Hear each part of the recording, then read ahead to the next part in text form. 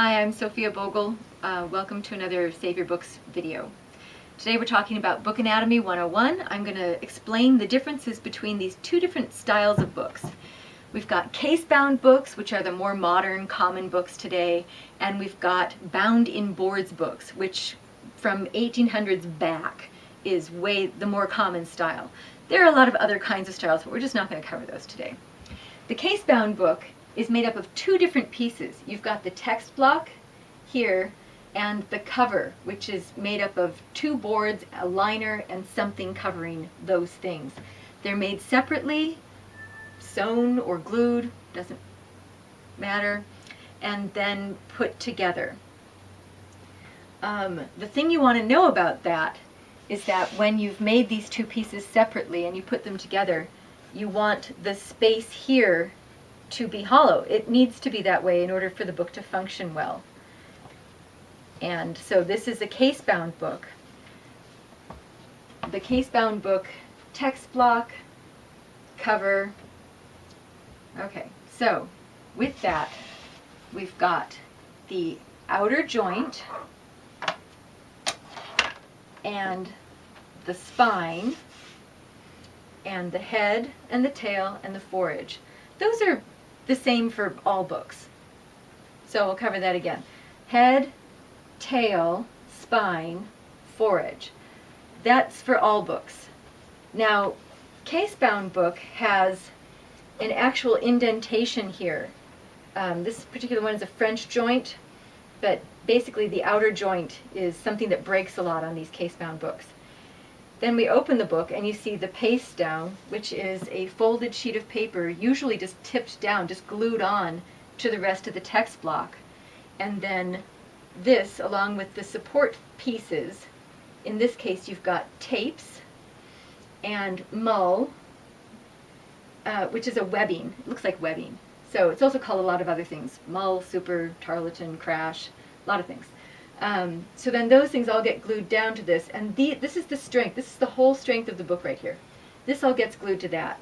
And so if you could feel this, there are actually some pieces I can feel underneath this that represent the mull. So we've got the paste down. This is called the flyleaf. And this is the square. The square is just the piece of the board that you can see outside of the paste down. And frequently the edges of the boards, when when a book needs to be repaired, will be rubbed. The corners might get bumped, dented, need to be repaired. So that's pretty much it for a case-bound book. We're going to move on to the bound-in-boards book, which the difference is that the boards are tied on to the sewing supports from the text block. So in a bound-in-boards book, these would be cords, and the cords actually get tied on to the boards, and then it's covered with the material, in this case leather. And so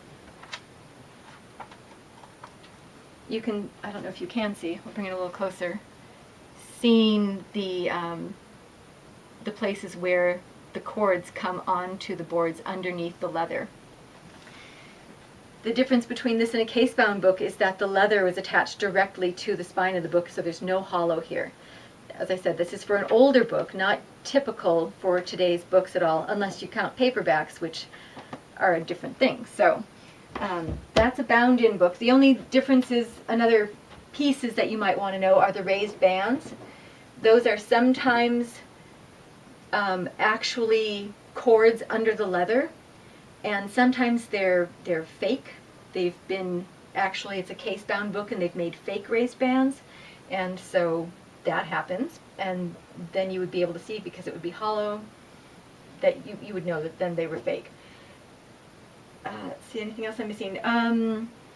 Full cloth binding is the whole thing's covered in one piece of cloth. Full leather, covered in one piece of leather. Quarter binding would be where it's just covering the spine. Whatever, a new piece of something like leather with cloth sides or marbled paper sides, that would be a quarter binding. A half binding, and I know everybody gets this wrong because it's like it doesn't seem right. It's actually a half binding to have the corners and the spine. Many people think that's a 3/4 binding. 3/4 binding is actually where the corners are gigantic and the spine comes out quite a ways, and there's just a little bit of book cloth or paper in there.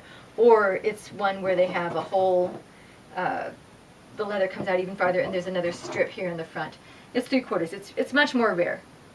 So that's it. Thank you for watching.